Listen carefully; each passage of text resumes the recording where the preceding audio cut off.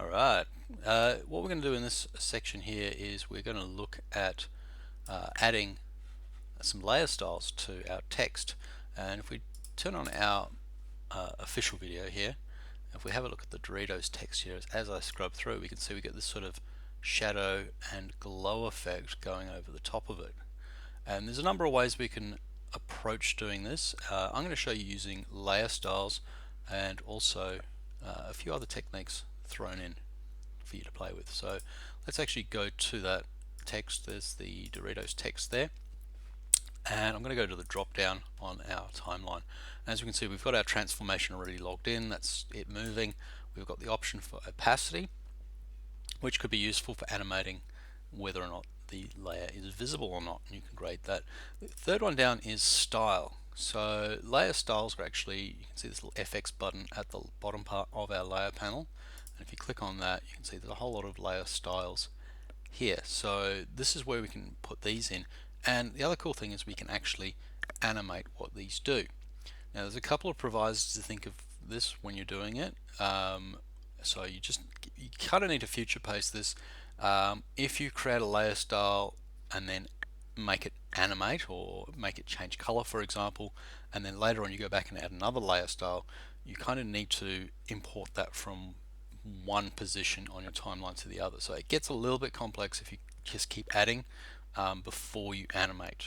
After you animate. So you kind of want to set everything up first, and this will hopefully make sense as we do it. So let's have a quick look. Other thing that we need to look at for our text is that if we scrub through this, what you'll notice is the Doritos text has a black outline to it.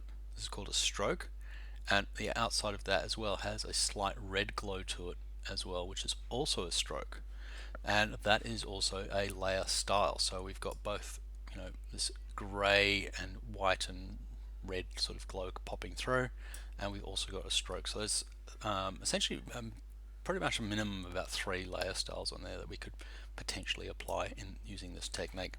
So let's turn that back off. Let's go to our Doritos text. There it is selected here. I'm going to go to FX or layer styles, and let's go to stroke. And here it is here. So I've got stroke selected on here. You may need to move your layer style panel around so you can actually see what's going on.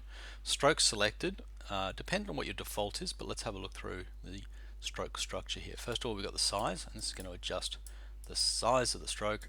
You can position that outside, inside, or central.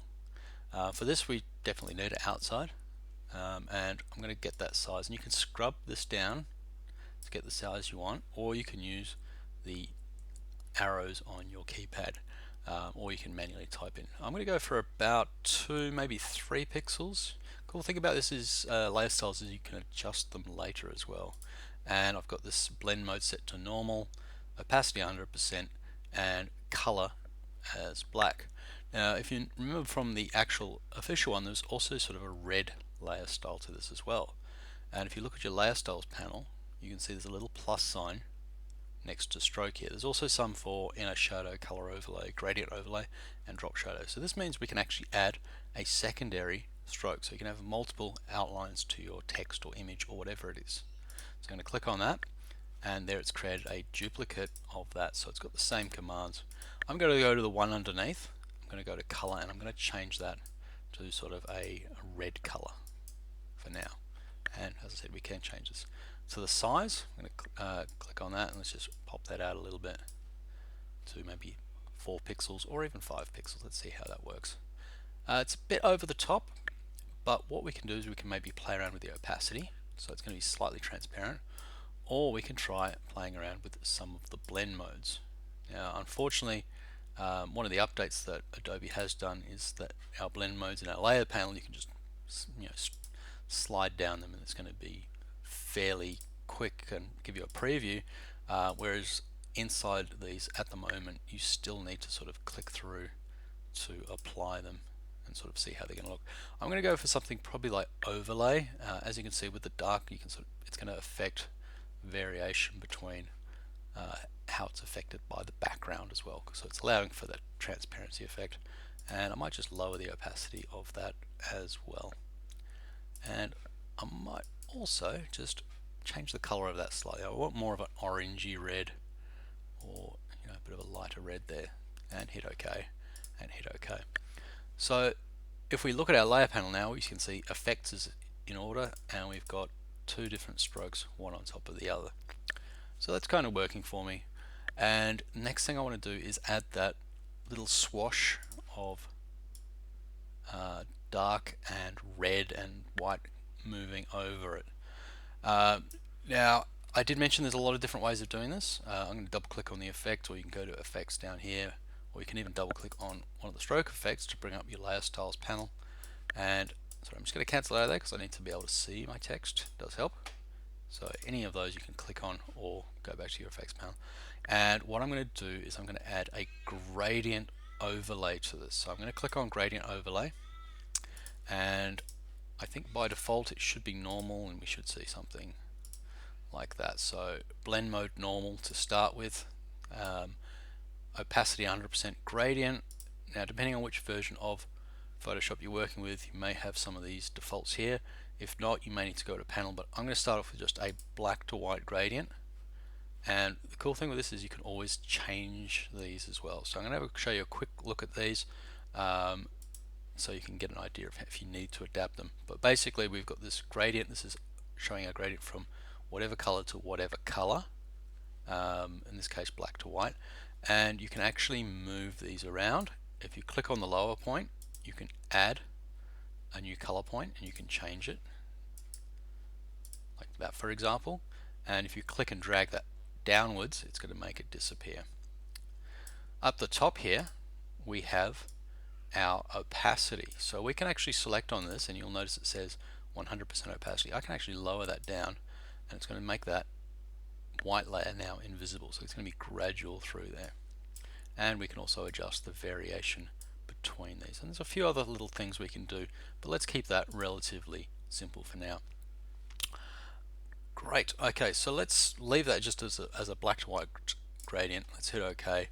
And the other thing I want to look at is that we have different styles that this is going to be applied to. So at the moment it's linear, which means it's going from left to right, dark to light. You can choose to have this aligned with the layer. You can also reverse it, so you can go black to white. So you can flip that around quite easily without having to adjust the actual gradient panel. The other one is the angle. So the angle means that we can change the angle, and you can see this little preview window here. So you can have it going from top to bottom, etc., etc. You can actually play around with that, get some really good effects. And you can also scale it. So you can see as we scale there, it's going to start scaling that gradient. The style side means that we can change it from linear to radial, which means it's going to be, as you can see the preview window there, it's going to have basically a white spot in the middle and then go out to black, and you can reverse that as well. Other ones are angle, and you can see there's the angle effect there. Just check the preview window. And also reflected, which is going to go from dark to light to dark again, or vice versa depending on how you choose it. And then diamond is going to give us this little star shape, which is fairly useful, and you can rotate that as well, as you can see. So that could be useful for some things as well. I'm going to stick with linear for this, and I'm going to stick with about 0 degrees, so just a straight left to right. Now there is a slight glitch with this, in that what we should be able to do is we should be able to click on our actual canvas here and move this around. At the moment it's not letting me do it. It's something that seems to be fairly new, so hopefully they fix it soon. But I'm going to apply that. I'm just going to hit OK. Great. And there's my gradient overlay. I'm going to double click on that again, and now I should be able to move that. You can see I can move that left to right, and all the rest of it. So you can sort of get an idea of how we might be able to animate that effect there. Now the other thing as well, if we do go to the other one, it's got a sort of a red glow thing, but let's keep it simple for now. But if you did want to add a separate one, or you wanted to add some color, you could, but I'd suggest doing any style that you're going to animate, please build it before you start animating. So if I want to add another gradient, for example, let's change this one out to something like, I might just choose this red to green and just make that green basically Let's turn it to white, and let's turn the white to opacity. Let's get that to 0, so it's just going to be a little red section here. And let's maybe do a reflected situation. So now I've got two gradients.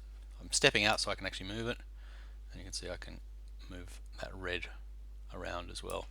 Also, check out your blend modes as well. So if we switch this around to something like multiply, we're going to now actually see those little details as well. Usually the big ones for blending is multiply is usually pretty good.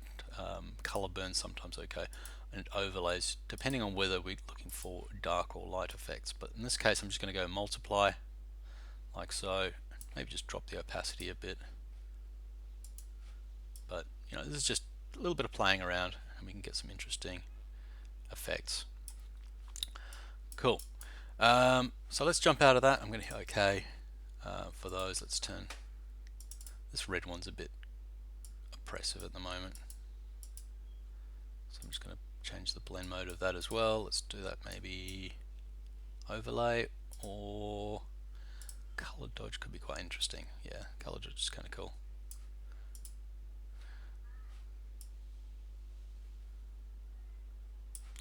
And just as a final thing, you can get really carried away with getting the finessing done, but let's try that. Alright, cool, jump out of there. If it does get locked up, which will happen, just step out and then move it back in again. Great. Okay, so there is our layer styles all ready to go, and now what I'm going to do is actually start animating them. So let's have a quick look at our video and see when that starts popping there. So initially it starts off completely black, and that's something we could potentially play around with, and then it goes white, swishing from right to left to a reveal, and then the red sort of pops in over the top there. So let's do that. Where do we start that from? Kind of starts from right about there. So right about from the 12 frame mark, he says. About the 1 second mark, I'm going to say.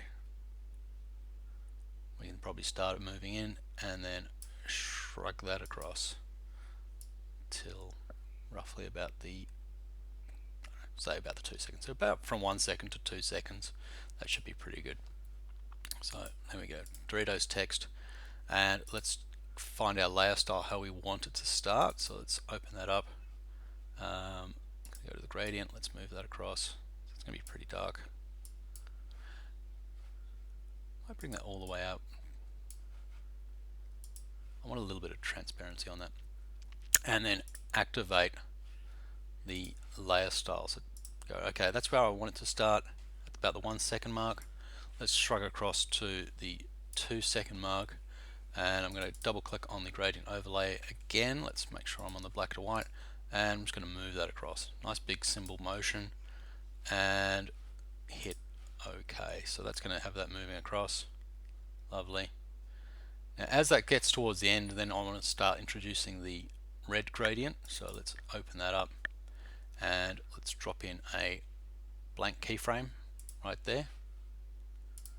So add a blank keyframe. That means we're just saying, all right, at that point, you know, just from there we're going to start something new.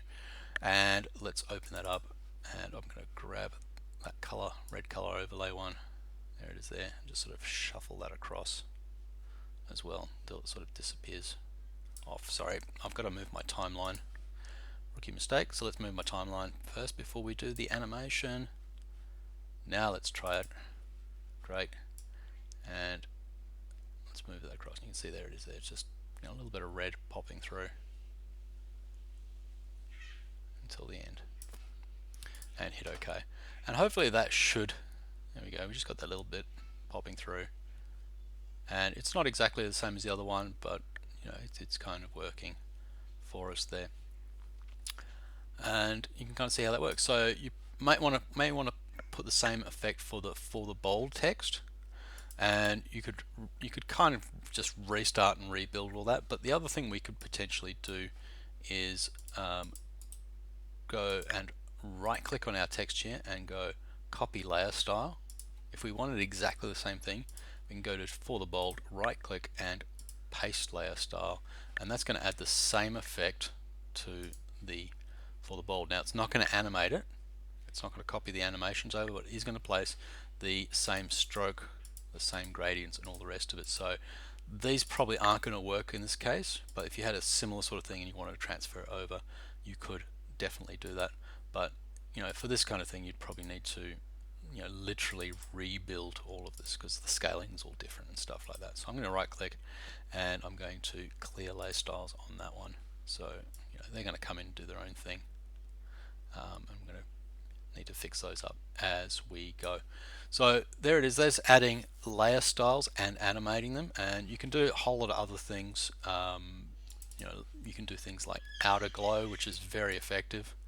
So here's our, I did some funky things before, so that's why it's like that. So we can do outer glows, where you can choose the color of that, and you can get that glowing and all that kind of stuff. But the big one I want to mention again with that is if you change anything, it's going to add a keyframe to that, but that keyframe is not going to be applied to the other one. So if you do need that glow to be all the way through, you're literally going to have to go to each keyframe and then re-enter the information from that layer style. So the outer glow, which when we get to that keyframe there, you're going to see is suddenly going to appear. So you're going to need to get those to the other keyframes. So once again, if you are going to add a layer style, preempt it before you animate. So I'm actually going to turn that one off, and let's actually delete that keyframe. Right click, delete, and there we go. Cool. The other one I want to mention, just as far as putting effects over a specific layer, I'll do in the next video. So let's have a look at that one.